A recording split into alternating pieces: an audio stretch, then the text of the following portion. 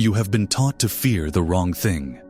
From the moment you were old enough to understand, society, culture, and your own biology have conspired to teach you one primary fear: the fear of death. The end. The final curtain. But that is a profound misdirection. Death is not your enemy. It is a natural completion, a universal certainty. It is the destination we all share. The real enemy, the true thief that stalks you every single day, is not death. It's hesitation. It's the infinite space you create between a brilliant idea and the first step. It's the tomorrow that never comes. It's the waiting for the perfect moment, the right sign, the feeling of absolute readiness that is nothing more than a phantom, a ghost you chase while your actual life evaporates. The ultimate tragedy isn't that life ends. The tragedy is that for so many, it never truly begins. It remains a collection of postponed dreams, unmade choices, and delayed actions. The real horror isn't the grave. It's arriving at that grave with the full, crushing weight of a life you could have lived, but chose not to. You are not afraid of dying. You are afraid of having never truly lived. And the force that prevents you from living is the subtle, seductive poison of waiting. The universe you inhabit is far more mysterious and responsive than you've been led to believe. Quantum physics, the most rigorously tested science in human history, has shattered the old model of a clockwork, deterministic reality. What it has shown us is startling. At its most fundamental level, reality exists as a field of pure, infinite potential. Think of the famous double-slit experiment. When scientists fire particles like electrons at a screen with two slits, something incredible happens. When no one is looking, the electron behaves like a wave. It passes through both slits simultaneously and creates an interference pattern on the other side. It exists in a state of all possibilities at once. But the moment an observer places a detector to see which slit the electron goes through, the wave of potential collapses. The electron behaves like a particle, choosing a single, definite path. It becomes one specific reality. You are the observer of your own life. Your life, right now, exists as a quantum field of infinite possibilities. A version of you is a successful artist. Another is a world traveler. Another is deeply in love.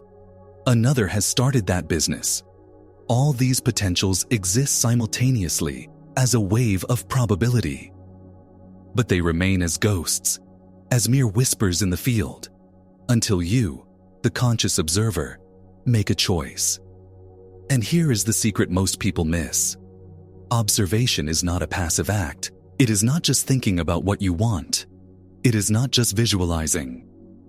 Your conscious choice, followed by a committed physical action, is the force that collapses the wave of potential into a particle of experience. Your action is the measurement. It is the act of looking.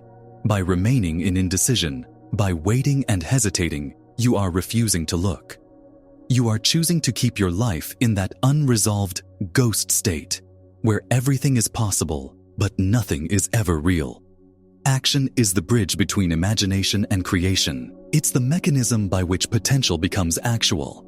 Without it, you are not truly living. You are merely existing in a superposition of what could be. So why do we hesitate? If action is the key, why do we seem biologically wired to procrastinate on the very things that matter most to our souls? The answer lies deep within your subconscious programming. Neuroscience has made it unequivocally clear that about 95% of your thoughts, behaviors, and emotional reactions are governed not by your conscious mind, but by the subconscious, a vast database of programs installed mostly in your childhood. Procrastination is not a character flaw. It is not laziness. It is a deeply ingrained survival strategy. It is an active, deliberate choice your subconscious makes, second by second, to choose the temporary comfort of avoidance over the potential discomfort of action. Your brain is wired to conserve energy and avoid perceived threats. Taking a new action, launching a new project, having a difficult conversation, these are all registered by the primitive brain as potential dangers. The unknown is a threat. Failure is a threat. Even success is a threat because it means leaving the familiar identity you've known. So, the subconscious, in its misguided attempt to protect you, chooses the familiar misery of inaction over the uncertain glory of your dreams. This becomes a self-reinforcing loop. You hesitate, you see no results, which reinforces a subconscious identity. I am someone who isn't ready. I'm not good enough yet. I don't have what it takes. This identity then dictates your future actions or lack thereof. Ancient spiritual traditions have a word for this. Maya, the veil of illusion. The illusion is not that the world is unreal, but that your conditioned perception of yourself and your limitations is the absolute truth. You are trapped in an identity that was created by past emotional memories, and your hesitation is the primary behavior that keeps that identity alive. To break the cycle, you must take an action that is inconsistent with that old identity. You have to prove to your own subconscious that you are no longer that person. Let's dismantle the greatest lie you've ever been told about personal growth. The myth of readiness. You have been conditioned to believe that you must first feel confident, brave, or completely prepared before you can take a significant step. This is a fundamental reversal of the laws of the universe and the laws of your own neurology. Confidence is not a prerequisite for action, it is the result of it. Bravery is not the absence of fear, it is the choice to act in spite of it. These are not qualities you acquire by thinking about them. They are forged in the fire of doing. You do not feel your way into a new way of acting. You act your way into a new way of feeling. Every single time you take a step, however small, in the direction of your goal despite your fear, you are physically re-engineering your brain. This is the science of neuroplasticity. You are weakening the neural pathways of hesitation and doubt, and you are building and myelinating new, robust pathways of courage and execution. You are, quite literally, building a new brain. The first step is the hardest because you are carving a new road in a dense forest. But the second step is easier, and the 100th step becomes your new automatic path.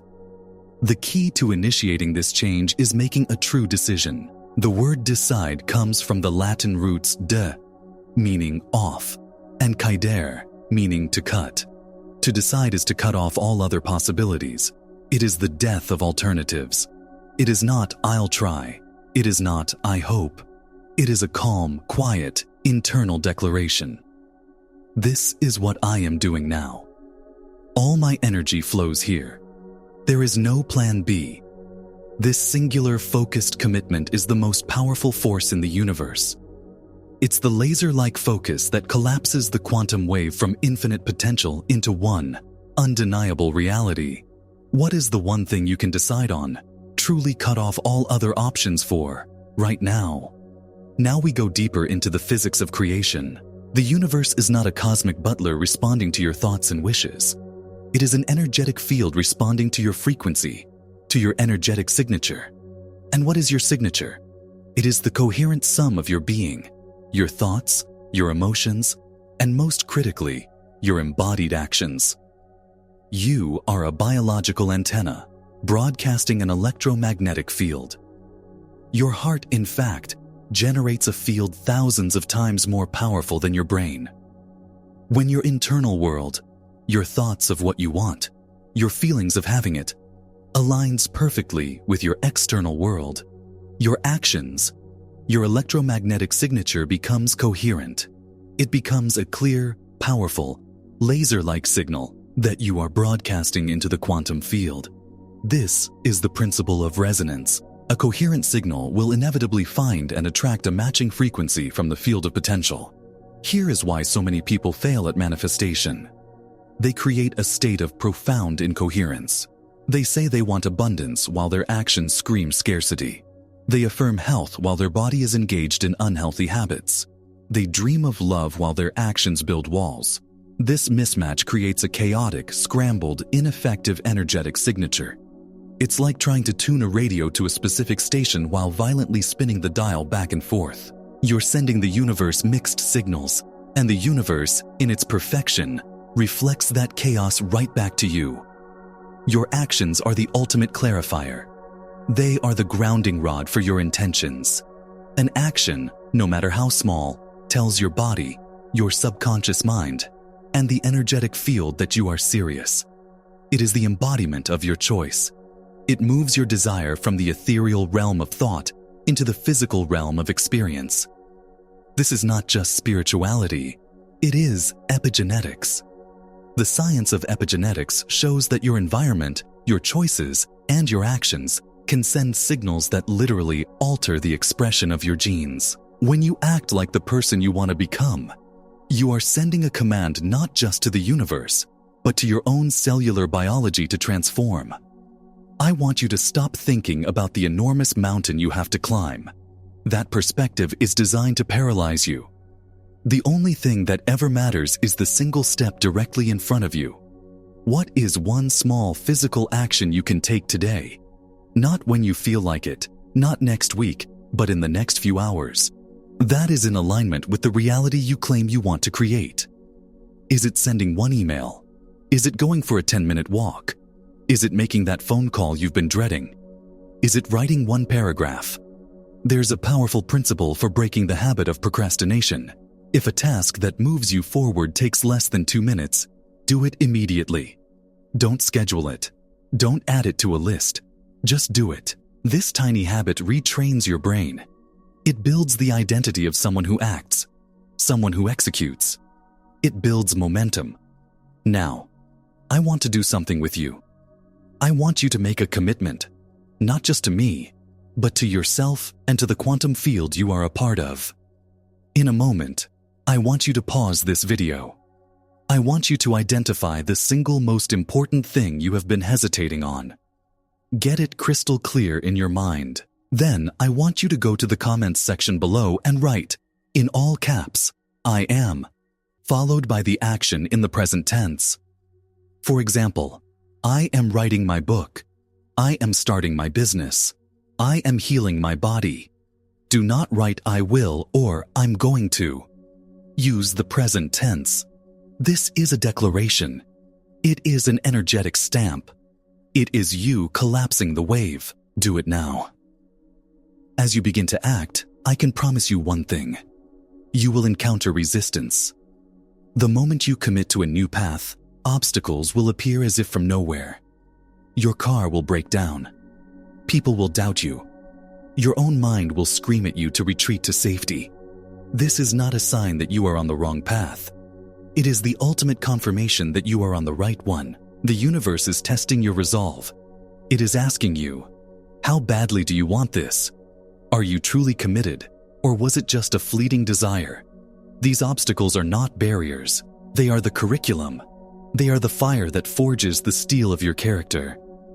A diamond is just a lump of coal that handled pressure exceptionally well.